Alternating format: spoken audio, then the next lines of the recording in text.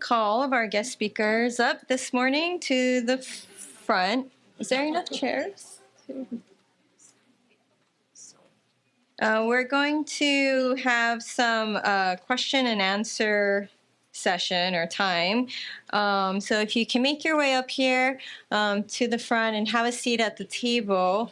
And then Dr. Claudia Zorek, the symposium coordinator and one of our project coordinators, she's going to be facilitating this question and answer session. So if you're taking notes, either on the post-it note, please review them now, and we'll be taking some questions now.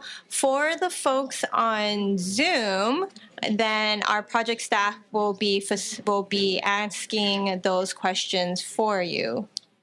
Okay, so I prepared some questions for all of them. So I'm just going to start with thank you again for such insightful and informative information and the knowledge you shared. And so one of the things that I believe we're all interested in is what kind of knowledge or preparation does a teacher need to effectively work with gifted students, and especially those who come from indigenous or culturally and linguistically diverse backgrounds? Maybe each of you can answer or try to answer. Okay, I will start. I think that part of it, in Hawaii anyway, is knowing that we are place-based and to know that we are unique. We are Hawaii. So we expect all of our teachers, not just gifted teachers, but to understand na hopena ao, and to understand that we are different than the rest of the country, so we may not do things exactly the way the rest of the continent does things. And so that's a foundational part for all of our teachers. And then to look towards how they can address the needs of all students, but especially those that are gifted in cultural and academic ways. So I think that's part of where we start, is the idea that we are Hawaii. I think for me, the main ingredient is really wanting to teach. I don't think we want teachers that are just there for the job, but those that feel that this is their kuleana, this is what they want to do. I think that's been a challenge with the teacher preparation program, in terms of a lot of the students that I've seen that have the passion and want to do it, they weren't able to get in because of some of the same problems I had with trying to get into college, is lower scores. But that's a whole nother issue. But I think the main ingredient is wanting to do it, and then to maybe just remember each student, and don't get caught up in the politics of it. One of the things, speaking to some of our educators, that resonate with me is to establish a relationship with your students in terms of having them build trust, be comfortable. I know that's ideal, but it's an effort, and I agree with Dr. Singh. You need to put your heart and soul. You need to show our students that you are there because you care, and not just there to make the dough. And so the relationship, showing respect, and knowing that they have a lot of potential within them that we just need to continue to nurture and grow. I can't really address what's going on here, but back on the continent, there are certain issues that I think are essential in this to this question. In New York City, for example, I hate to keep using that as an example, but that's where I live. As I said before, about 70 to 75% of the kids in the public schools are African American or Hispanic. The majority of the teachers are Caucasian, so that to understand kids from different cultures takes a great deal of empathy, a desire to actually to understand people where they come from, not what you're imposing on them. So if you have a definition of giftedness, it's, for example, has a trait such as creativity, it's important to ask yourself, what does this mean, not just to me, but to people whose experiences and backgrounds are different from mine? The degree of empathy required to successfully teach kids from other cultures, which is the fact of life in New York City and many other places, is essential. As a director of a graduate program in gifted education, I think a degree in gifted education is essential. Not really, but sort of feathers my nest. I think one of the important things that teachers of gifted students across the board need to be able to do is to say the words, I don't know. Because there are going to be kids who know a lot more than you do. And you can't be the authority in everything. You have to say it from time to time, honestly, I don't know. But I know how we can find out. So those are a couple of things I would contribute. I would say the importance of listening, especially as we find ourselves in another culture. And I did my first project here in Hawaii in 2003 under Dr. Judith Vergun, the Kumaola Source of Knowledge program. And I remember coming in and thinking, I'm native, or I know all this, and getting off the bus. The first thing one of the Hawaiian mentors said to me, he says, "You know why you Indians from the 48th all got your stuff first?" I says, "Why?" He says, "Because you all got reservations." And so we laughed, but there was a little bit deeper in there. It made me realize that we were the same in some ways, but we're different in others. And as Dr. Singh talked about the three sources of the head for the ancestors, we have a way in the Lakota language, Omataki Oisin, which we're all related, but which includes all that. But listening to your way of explaining it in the three centers gave it much more richness and difference. The same kind of concept, but a little different. And so that importance of listening, as I was always taught, when you're in someone else's house, follow their rules, listen to them, don't try imposing your own ways. And as my uncle, Bob LaFontaine, who's worked a lot in Indian education, he told us from our people, is we had a saying that every people has their creation story, and they're all true. So mine might be different than yours, but yours is true for you, mine is true for me. So listen to each other from the heart and work and understand each other. Thank you very much to all of you. I'm just going to check in again if maybe there is any question, comment, thought, anything you'd like to share. Yes, please. Thank you. Dr. Spin, you said that you had to work with parents a lot. So how did you work with parents a lot? And for the rest of you, too. We found that parents were also had not had access to the resources and programs. So we started running similar programs for the parents. So while the kids were in programs, we tried to have programs for the parents as well.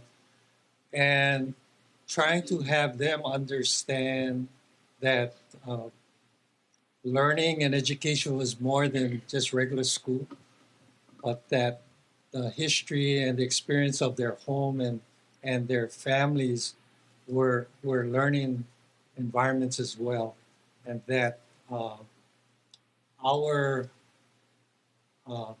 method of trying to raise their child's achievement and aspirations was different, and once they understood that, then that worked out. But providing the parents the same kind of programs. Thank you. Anyone else? Yes, please.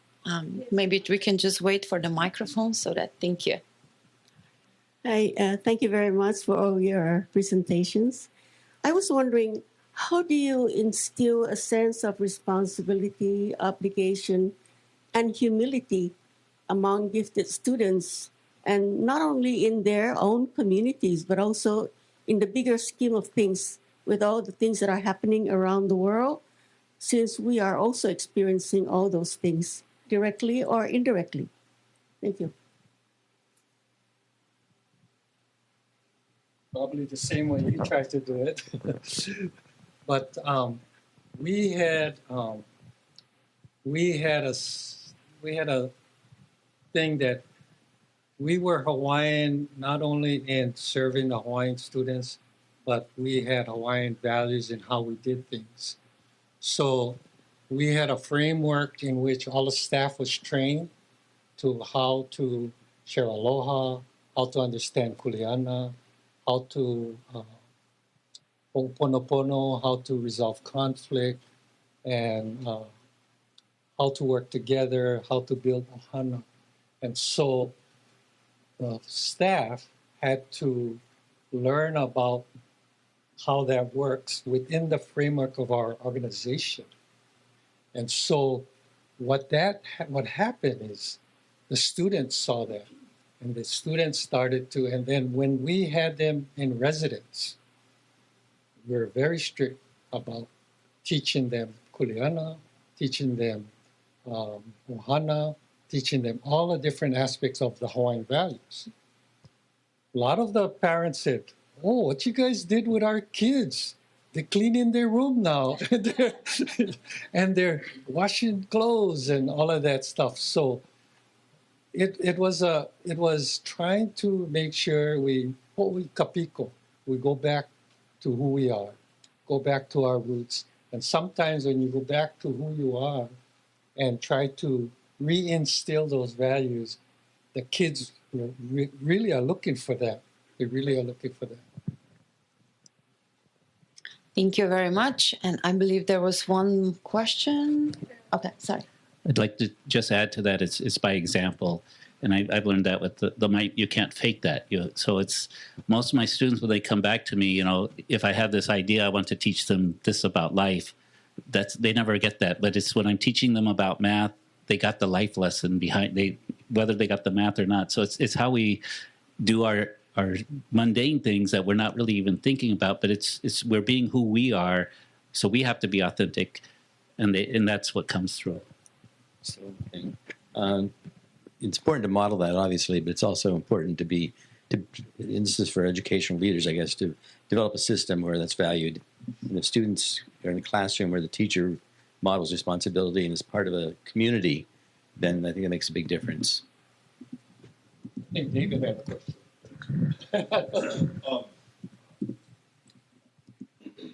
I was just wondering if there's any discussion or work being done about creating bridges or alternative paths into the teaching profession for people such as yourself that come up against barriers or their scores weren't high enough and they got discouraged from following that passion that they have, and that just the idea behind it.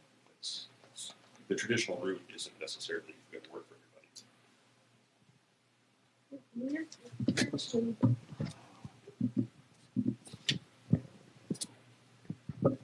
We're working closely with our Teachers Standards Board to know that there are alternate routes for teachers to come up.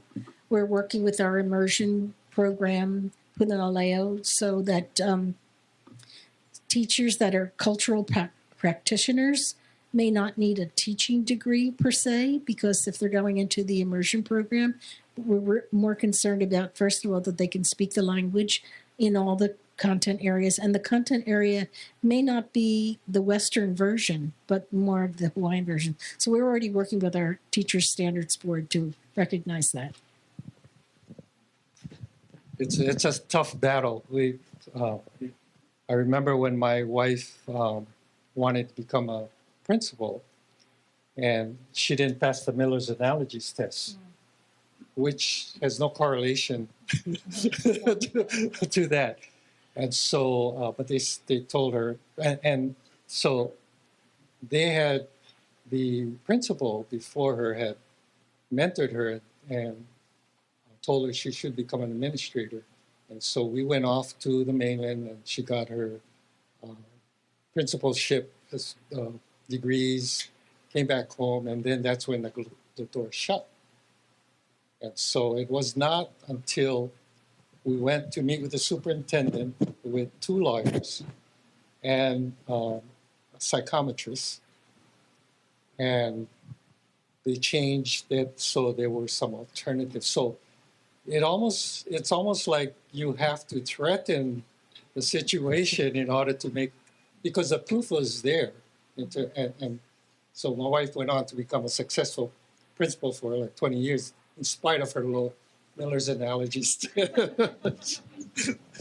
And my oldest daughter is teaching at charter schools, but she still can't get her certification because of whatever standardized tests that they have.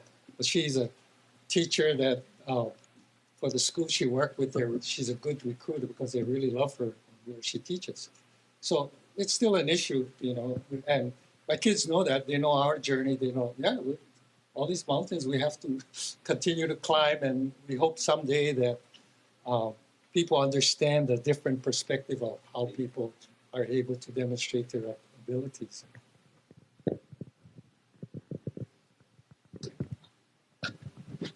There are a number of alternative routes to the teaching profession. Probably the best known is Teach for America, which is that's graduates of so-called elite schools who go into education usually for a year or two before they leave. So that's not really what you're thinking of or suggesting.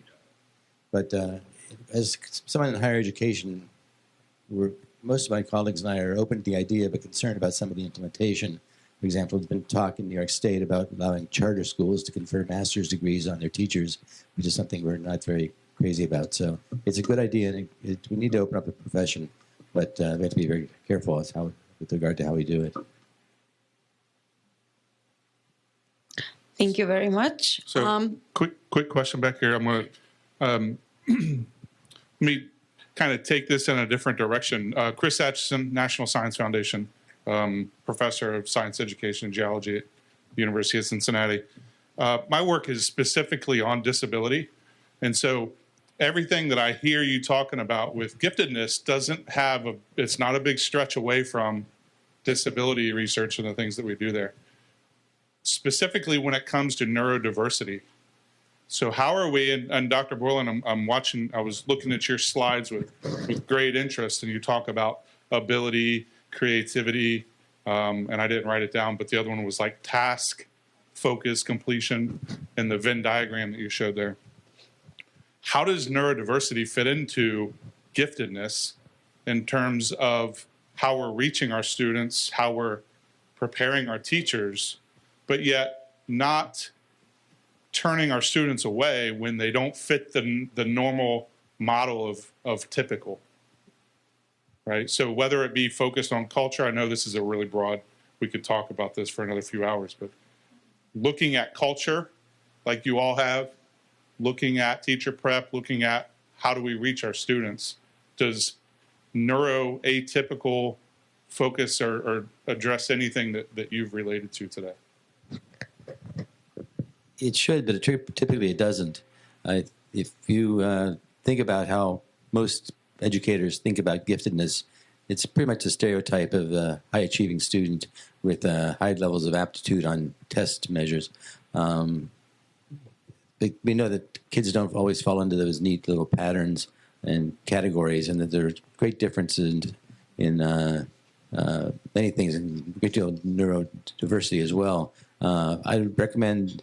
There's a lot of interest in so-called twice exceptional students who are disabled also and are gifted. I'd recommend the work of Susan Baum, who used to be at the College of New Rochelle, who's probably the leading practitioner and theorist having to do with students who are both gifted and are disabled. And the key to her model is that she stresses ability, not the disability. And that comes first, and everything else flows from that. And I really like the work that she's doing. And I'd just like to add that when you come from a strengths perspective, a disability or something that's looked down on is just the opposite side of a strength. And so it's just identifying, and that's what I do with my students. I'm dyslexic, so I see both directions is what I learned, that's what that really meant. And so I do transpose quite often, but it does have a strength that I can think in both directions. And so sometimes it's helpful, sometimes it's not so helpful. But when we have something we're struggling with, let's look for the other side and see that, okay, we don't have to focus on the side that's difficult for us. We can say that has an ability on its other side. Thank you very much. So we do still have few minutes for the panel discussion, and one of our online attendees posted a question. They said, many talents and deep interests in youth today go far beyond traditional content areas. How can educators connect more deeply with such students?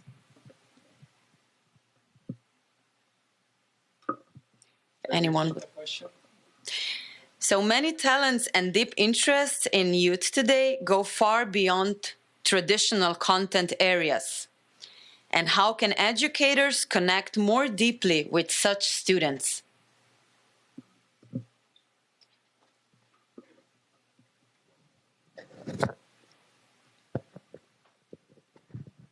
Just quickly, you mentioned that Venn diagram. That's the model of giftedness of Joseph Renzulli, who is emeritus professor at University of Connecticut, and I think that his model involves kids working on their own interests, emulating producers of knowledge, undertaking small group and individual projects. So that's in that case, students are open to the field is open for them to pursue whatever they want. They still have to do the curriculum that we say they have to do: math, English, language arts, so forth. But Renzulli's model, which is very, very influential and widely adopted, the key to that is kids working on their own interests. Thank you very much. So I just add to that what Dr. Ann was talking about, the problem-based and project-based, and incorporating that into the assessment. The way that we assess is we do that like a portfolio assessment. It brings in their interests and their learning.